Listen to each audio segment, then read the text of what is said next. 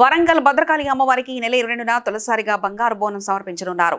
ఈ సందర్భంగా ఎవరైనా అమ్మవారి ఆలయం వద్ద మద్యం తాగడం, జంతువులను బలి ఇవ్వకూడదని, అలా చేస్తే కఠిన చర్యలు తీసుకుంటామని పశ్చిమ ఎమ్మెల్యే నాయని రాజేందర్ రెడ్డి హెచ్చరించారు. ఇక్కడ బోనం సమర్పించడంపై మరోసారి ఆలోచించాలని మంత్రిని ఆయన కోరారు. భక్తుల మనోభావాలను దెబ్బతీయొద్దంటూ విన్నవించారు. వేరే తిరిగా ఇది కాకుండా ముందే చెప్తున్నాను, జంతువు బలి కానీ ఇక్కడ తాగి రావటం కానీ, ఎందుకంటే జనరల్గా బోనం అనగానే అందరం పోతాం, అందరం చేసుకునే పండుగనే. ఇది మొట్టమొదటిసారి చేస్తున్నాం కాబట్టి, అది భద్రకాళి అమ్మవారి టెంపుల్లో కాబట్టి ఎవరు కానీ తాగి వచ్చినా, జంతువు బలి చేసినా కఠినంగా వ్యవహరించవలసి వస్తుంది. ఎందుకంటే ఎందరికో విలుకొలుపు తిరిగి ఉన్నటువంటి అమ్మవారు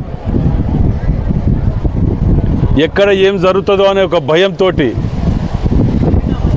దీన్ని మరొకసారి ఆలోచించాలని చెప్పి నేను మనవి చేస్తున్నాను.